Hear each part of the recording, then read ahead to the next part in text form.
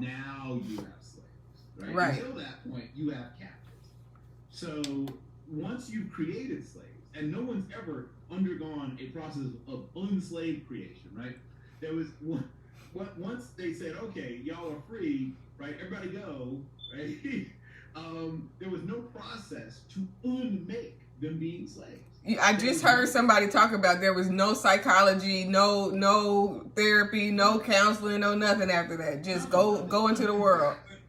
In fact, hold on, Bill. But see, because here's the thing, and you know, I think, and I can only speak for myself, but I think it's also my generation and what happened to us.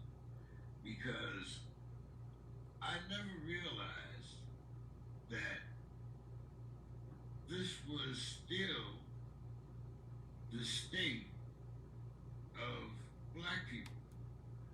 In my mind, from about the age of 50, things were going good for me, and I could do whatever I wanted to do. Moved out here to California, and for me, life is good. So I never really thought that things had never changed. I'm thinking, so my life goes, so everybody's life goes. yeah. When I was in the military, getting out of the military, I was kind of like that. And I think it's being in the military in an environment where everybody at least has to get along on the surface level, that you become just oblivious to what's going on outside of that bubble. Well, at one time it was go along to get along, and now, I don't have to go along because I got my own. Mm-hmm. Yeah, so, I'm expecting that, well, everybody else has learned that lesson, so, everything's all right with the world. The wizard has, worked his magic, and now I have people like you, Dr. Kaci, saying, the world hasn't changed that much. It really hasn't. It's unfortunate. Yeah, that's what I'm thinking of.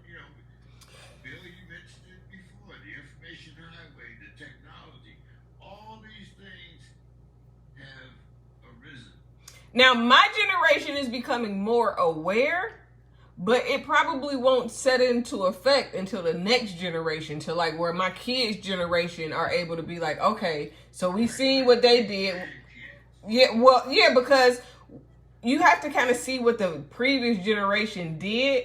And right now, we're just now with the internet getting a flood of information where we're able to access all of these things now, where we're able to look up. And for those that have a more forward, productive mindset, they'll go research the things that cross their mind. It's the people that don't have the forward thinking mindset that won't research it, even though it crossed their mind.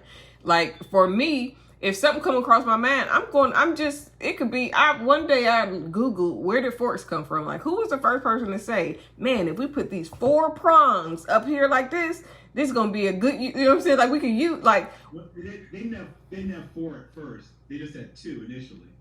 But the mindset, like who was like, where was that person's mindset at? So I started looking up things like that. And that was probably one of the first things that I researched that made me kind of just kept going like, okay, well, what else can I go look up? But until people come to that point to where they want to know, it's kind of hard. It's almost like a person in an abusive relationship, whether a man or a woman, because both of them can be abused. Until they are in a situation that allows them to wake up, like to see, like, wait a minute now, this ain't getting better. This is going to keep happening. Like, if we're not changing, we're not growing. Until they wake up, we could see it all day until we blew in the face, until they didn't get beat, almost killed, everything else. But until they wake up, it'll never be a reality of the bad. So it's kind of like where we are in life right now. With the old generation that was pacified with church and religion mostly, to keep them kind of settled down because you're going to obey the laws of the land. You can't do this, you can't do that. With that generation, they're stuck. Right. Well, my generation is at the generations is where like, okay, we're going to do something different because that ain't worked for however many 50, 60, 70 years y'all been doing that. And we still ain't got Where's Jesus? Where's the freedom? Where's all these things that we're praying for that's not happening? But those same people are feeding us or eating off of the same exact words that we're thinking is supposed to save us. And it's an imbalance in that. But until I went and researched the KKK and all of these other organizations that went and looked at the websites to see what they were talking about, to see where their perspective was, I was really oblivious. But when I looked at it, it gave me a better understanding. But it also made me look at the Bible a little bit different, because it's like, how can you use the same message that black people are using to find a savior and all of this, and y'all using it to kill people as an excuse to do whatever hateful things that y'all want to do? It's no way that can be possible. And it be sound doctrine.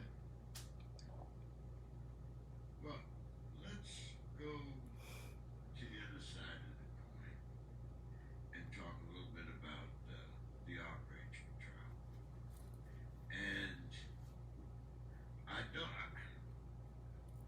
well, first of all, we don't have the new Black Panther Party, and I've been extending an invitation to them for quite some time, because as I talked about last week, if you bring 3 black people out there to protest, somebody's going to pick it up and put it on TV. So after talking last week about what happened at Rittenhouse up in Kenosha, we see a whole different